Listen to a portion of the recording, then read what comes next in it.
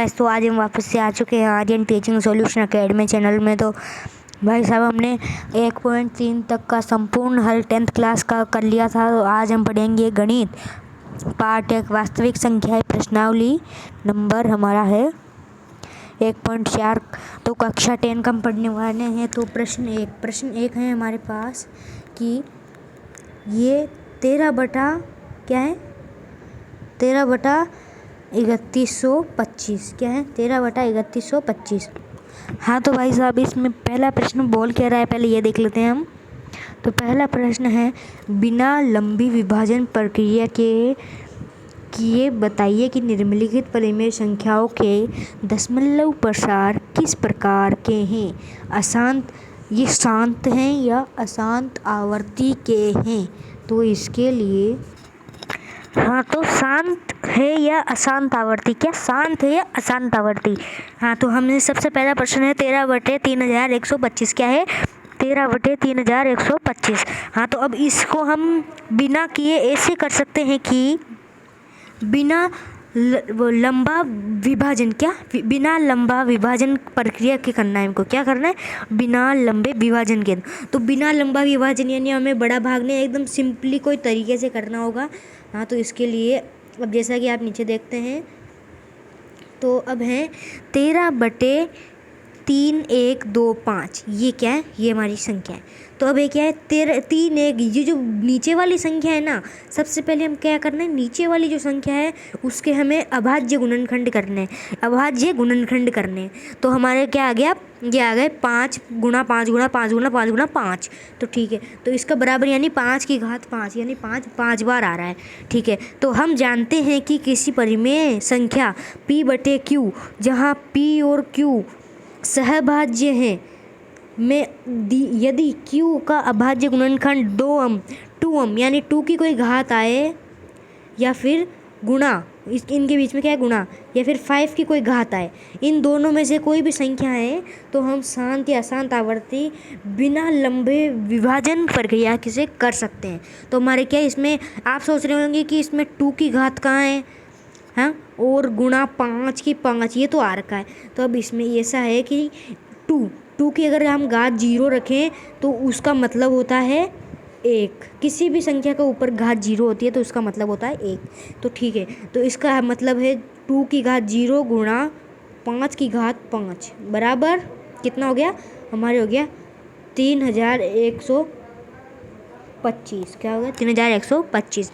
अब है जहाँ और अन ऋणोत्तर यानी जो कि ऋणात्मक में नहीं होनी चाहिए, जो ये इनकी घातें हैं ना, घातें जैसे 2 की घात हैं और ये 5 की घात हैं, ये ऋण में नहीं जानी चाहिए, धनात्मक में रहनी चाहिए। तो इसमें है, अब क्योंकि यह गुणनखंड 5 अंक के रूप में, इसलिए इसका दशमलव प्रसार किस में होगा, शांत। और अगर ये इसमें आ गया 2 क्या है, ये 2m और ये 5 अन इसके रूप में आ गया, तो इसका मतलब है शांत। क्या है, शांत है। तो हमें आगे करने की ज़रूरत ही नहीं है, हमें डायरेक्ट पता लगता है ये कौन सा है, शांत। ओके, तो अब चलते हैं इसी के दूसरे प्रश्न में। एक प्रश्न समझा दूंगा तो फिर कोई मतलब नहीं रहेगा, इसलिए अब इसके दूसरे प्रश्न की ओर चलते हैं। तो इसका है दूसरा, ये रहा। तो अब ये है 17/8। क्या है 17/8। अब इस 8 है, नीचे हमें क्या, हमें से कौन सा लेना है, हर। क्या लेना है, हर। ऊपर वाले को अंश बोलते हैं और नीचे वाले को हर। तो अब ये हर है। अब ये हर का 8 का अभाज्य गुणनखंड होता है 2 गुणा 2 गुणा 2। तो इसका बराबर होता है 2 की घात 3 यानी हमारे पास 2 की घात 3 गुणा, अब ये इसमें 5 नहीं है तो 5 की घात 0 मान लेते हैं, बराबर हमारे जो है 8। ठीक है, तो ये हमारे इसके रूप में आ चुका है 2m और 5 अन के रूप में है। इसीलिए क्या है, जल्दी से बताइए, क्या है, ये शांत है। जो मैंने वही ऊपर में बताया था, क्या है ये, शांत। तो इसलिए इसका प्रसार भी क्या होगा, शांत। चलो इसका एक और सॉल्व कर लेते हैं। जो हार्ड है वो सॉल्व करते हैं सबसे पहले। तो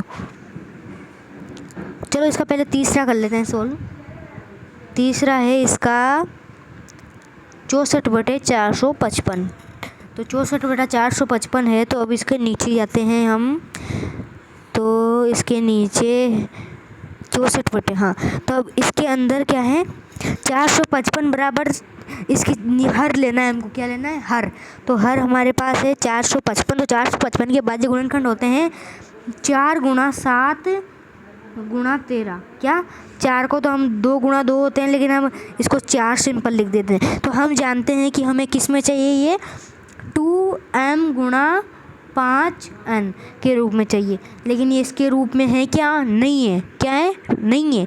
तो इसीलिए इसका अभाज्य गुणनखंड ऐसा है, इसीलिए क्योंकि यह गुणनखंड 2m गुणा 5n के रूप में नहीं है, इसलिए इसका दशमलव प्रसार कौन सी आवर्ती का होगा? जल्दी से बताइए। अशांत आवर्ती का होगा। ठीक है, तो अब इसके बाकी क्वेश्चन आसान हैं। तो अब जो इसका हार्ड है, जो मोस्टली है, वो देखते हैं। सबसे पहले वो देखते हैं।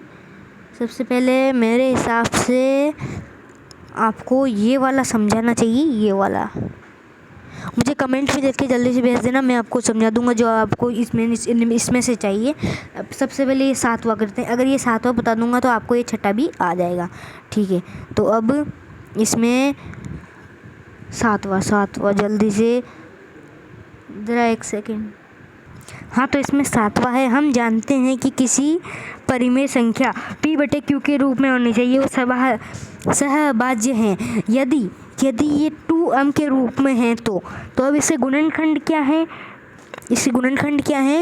2, 5, 5, 7 एंड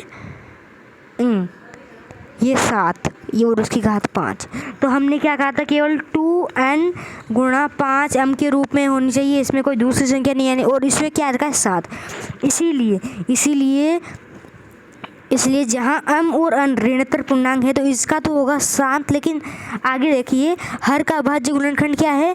2 स्क्वायर 5, 7 एंड 7, 5। ओके, तो अब क्योंकि यह गुणनखंड इसके रूप में नहीं है, क्योंकि इसके आगे 7 भी हर का गुणा में, इसीलिए इसका दशमलव प्रसार कैसा होगा? अशांत आवर्ती का होगा। अगर आपको कोई और प्रश्न नहीं आया तो मुझसे पूछ सकते हैं। तो ठीक है, तो अब चलते हैं इसके सेकंड प्रश्न की ओर। इसका सेकंड प्रश्न है इसका, ऊपर दिए गए प्रश्नों में उन परिमेय संख्याओं को 10 दशमलव प्रसार में लिखिए। जो वो पहला प्रश्न है, उसके जो सारे प्रश्न हैं उसको दशमलव प्रसार में लिखना है। कौन से प्रसार में? दशमलव प्रसार में। तो ठीक है, यहाँ पे है 13/3, 1, 2, 5। तो 13/3, 1, 2, 5 हैं। तो अब इसमें क्या करना है हमको? अब ये वाला फॉर्मूला करने की हमको ज़रूरत नहीं है। हाँ, वैसे तो है। देखो, जैसे कि हम ये 3, 1, 2, 5 हैं, तो इस 3, 1, 2, 5 को हम कितने 5, 5, 5, 5 के रूप में लिख सकते हैं। क्या लिख सकते हैं? तो ये हो गया 13 बटे ये। तो अब हम इसको समान संख्या से गुणा कर सकते हैं। क्या समान संख्या से गुणा भी कर सकते हैं? चाहे तो समान संख्या से गुणा हुआ भाग दे सकते हैं। इसलिए हम ले लिए इसमें 2/5, मतलब 2 की घात 5 और 2/2 की घात 5 ले लेते हैं इसमें गुणा में, बराबर। तो इसका जब हम करेंगे तो 13 गुणा, अब 2 की घात 5 बार करेंगे तो कितना आएगा? जल्दी बताइए। जैसे 2 गुणा 2 गुणा 2 गुणा 2 गुणा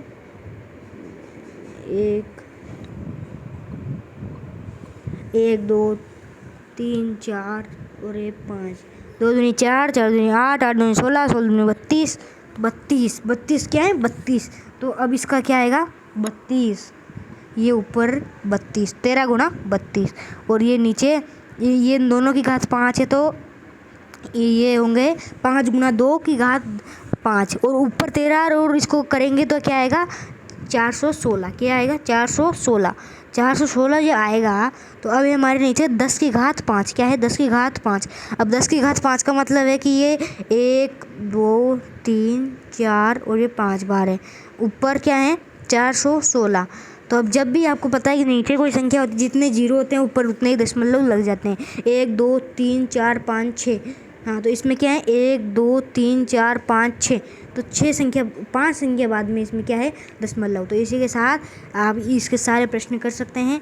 और तो अब बढ़ते हैं इसके, अगर तीसरा प्रश्न हो तो हाँ, तो फटाफट जल्दी से करते हैं। तीसरा प्रश्न है कुछ वास्तविक संख्याओं के दशमलव प्रसार नीचे दिए गए हैं। क्या कुछ वास्तविक संख्याओं के दशमलव प्रसार नीचे दिए गए हैं? प्रत्येक स्थिति के लिए निर्धारित कीजिए कि यह संख्या परिमेय संख्या है या नहीं। यदि यह परिमेय संख्या है तो p बटे q के रूप में की है, तो q के अभाज्य गुणनखंडों के बारे में आप क्या कह सकते हैं? ठीक है, तो अब इसमें है, पहला है 43.1 2 3 4 5 6 7 8 9 10।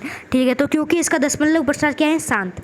दशमलव प्रसार क्या है? शांत, यानी आगे नहीं बढ़ रहा, केवल यही खत्म हो चुका है। तो ये एक परिमेय संख्या है। जब हमें पता चल गया कि ये आगे नहीं बढ़ सकता है, इसके ये पॉइंट हटा के नीचे हम ऐसे 0 0 लगा सकते हैं, यानी आगे 100 करोड़ ऐसे आगे मतलब नीचे लगा सकते हैं। तो अब ये इसको हम 2 और 5 के रूप में भी लिख सकते हैं। जैसे नीचे आ गया मान लो 100, तो 100 आ गया, तो अब इसको हम लिख सकते हैं जैसे 2 की घात लिखते हैं, 2 की घात लिखते हैं 5 या 10 कुछ भी लिख सकते हैं, आप जल्दी से कर लेना। अब दूसरा प्रश्न है हमारा 0.120 12000 आगे है, मतलब ये जिस आगे जा रही है, तो मतलब इसका मतलब है कि इसका दशमलव प्रसार अशांत है, इसलिए ये एक अपरिमेय संख्या है। ये तो मुझे सबको ही पता है। अब तीसरा प्रश्न जल्दी है 43 पॉइंट। अब ये बार वाले जो प्रश्न आते हैं, बार वाले वो आते हैं अशांत और आवर्ती, अशांत तथा आवर्ती के आते हैं। इसीलिए जो बार वाले प्रश्न हैं वो भी बढ़ते जाते हैं वो की वही संख्या। इसीलिए अब क्योंकि दशमलव प्रसार अशांत तथा आवर्ती है, इसलिए ये एक परिमेय संख्या और p बटे q के रूप में की है। q एक अभाज्य गुणनखंड है में इसके अतिरिक्त और कोई अभाज्य संख्या है, इसके रूप में इसको लिख सकते हैं। ऐसे करके आगे भी पॉइंट लगा सकते हैं। तो हमारा आज का ये जो 1.4 है वो भी कंप्लीट हो चुका है। तो अब अगले वीडियो में हम दूसरी प्रश्नावली का हल भी करेंगे। ओके, अब वीडियो को लाइक एंड चैनल को सब्सक्राइब करना बिल्कुल मत भूलना। तो ठीक है, ओके, गुड बाय।